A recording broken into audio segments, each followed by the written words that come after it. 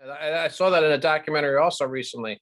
That was a documentary that was narrated by Reagan, by the way, and it was he was saying making the same thing, that they were emptying out their prisons and everything else. So That's right. what if you what are some of the what are the key primary sources that you've read for Columbus? What are the big primary sources that you utilized?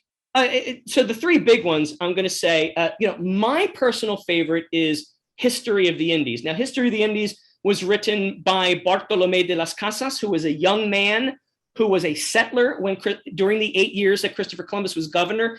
He was a little bit older when the Spanish nobles, the Spanish hidalgos who wanted to enslave the Taínos and Columbus wouldn't let them, when they ousted Columbus from office, de las Casas saw that happen. He saw the treachery they used.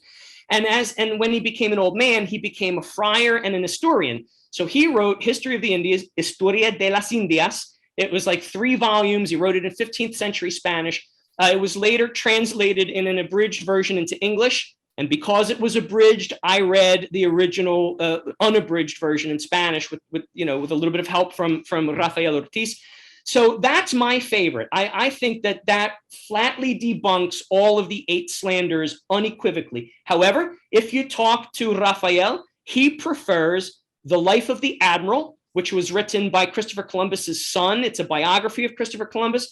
And Rafael likes that for various reasons. My personal opinion is that is a fantastic primary source. However, it was written by Columbus's son, so it's easy to say, a Columbus detractor can easily say, oh, well, but, that's a biased source. And I'm like, all right, I could argue that point that it's not a biased source, but why argue that point when De las Casas, who is, is not biased? In fact, if anything, De las Casas was biased towards the Indians and against the Europeans, because De las Casas, despite being a Spaniard himself, was named by the church and the crown as protector of the Indians. And he took that job very, very seriously, to the extent that he put his own life and limb in danger, criticizing the Spanish nobles and criticizing the crown for what they did to the Taínos after Columbus was out of office. And they tried to, they really tried to ruin his life, but he weathered that storm.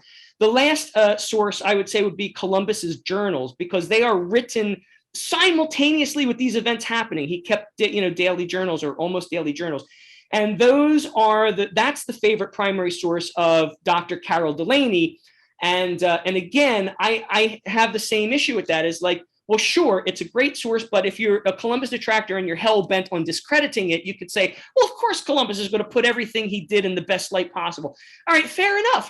So let's not even go there. Let's put those on behind History of the Indies. But when you take all of those 3 sources together, the marvelous thing is they all dovetail and they all support the idea that Columbus did nothing wrong. I did an interview for Drexel University. It was like a panel interview. And one of the panelists, he was more or less, he was pro-truth, but he heard me talking and he said to me, Robert, he looks at me because we're on Zoom. So he says, Robert, you don't have to defend every single thing Christopher Columbus did. And my response to him is like, I know I don't, because if literally he did nothing wrong. Like, you can't point to anything he did and say that was wrong, because if you look at it in context, you see he was actually doing the right thing. At every single turn, he was fighting for the rights of the Taínos. He was trying to make the Spanish settlements a model for the world, because he knew other settlers were coming from other countries, and he wanted the Spanish settlements to be the ideal. And on top of all of that, he truly, honestly believed that he was on a divine mission. He was a devout Catholic. He believed that he was, as Dr. Carol Delaney explains in her book, Christopher Columbus and the Quest for Jerusalem, he believed he was going to travel around the world, make an alliance with the Great Khan, and have them help fight a 2-front war against the jihadists that had been enslaving Europe for 700 years. And then once that pincer attack started, they could liberate Jerusalem. And he felt that had to be done before the rapture. In order for the rapture to come to fruition, Jerusalem had to be liberated. So he wanted to do everything right, because he believed that not only was he going to be an important figure in history, in secular history, he was going to be an important figure in biblical history. And so he did everything he could to be saintly, and he almost made it. The Vatican refused to make him a saint on a hyper technicality. So he got married to a Spanish noblewoman, and she bore him a son, his first son, but she died in childbirth. And he raised this little boy as a single father. I get choked up every time I talk about this because I'm a single father. He raised this little boy as a single father. And when he was old enough to walk on his own, he took him to pound the pavements of Europe to find a patron for his great experiment, the experiment that we can find a way to the Indies going the other direction. And so when he finally made it to Spain, he found the Queen Isabella, she kind of was interested. Maybe she was open to the idea. And so he spent 8 years in Spain pitching this to the crown. And it took so long because they were involved with the Reconquista. They had other weighty matters on their mind. But during those 8 years, he met a Spanish noblewoman. But we have no record that they actually got married. Now, maybe they did, and the records were lost, or maybe they were just common law husband and wife. But either way, he remained faithful to her for the rest of his life, and she bore him a son. And because we have no official records of their marriage, the Vatican refused his sainthood. But that's the only reason they refused his sainthood. So he was really a very, very good, pious, noble man, even if he wasn't a nobleman, which might have been the other reason why he never married this Spanish noblewoman, because he ended up going bankrupt from having to give his first wife, who was a Portuguese noblewoman, a funeral befitting a noblewoman. And that's why he had to pound the pavement for so long to find a funder.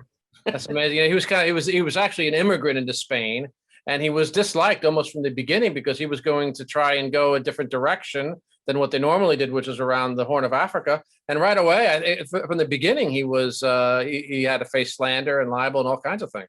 Yes, as a matter of fact, his own people, the Genoans and the Venetians, had we can't call it a monarch, a monopoly, because there were two of them, but they really kind of worked so closely together that it really was, for all intents and purposes, a monopoly over the Mediterranean, which was the only way to get to the beginning of the Silk Road. So they not only did he went to the Genoans first to see if they would fund his trip. Not only did they refuse his trip, they were like, we got to stop this guy, because if he finds an alternate route, our trade franchise is over and we're not going to be rich anymore. So he made enemies from the get-go. These greedy, megalomaniacal forces were against him from the get-go. Yeah, and even the conquistadors who came after he did probably resented the fact that he didn't fight in their wars to depose the Moors and other things, the Muslims that were there. So he faced a lot of problems in the beginning, really, and he overcame them all. But it is what it is.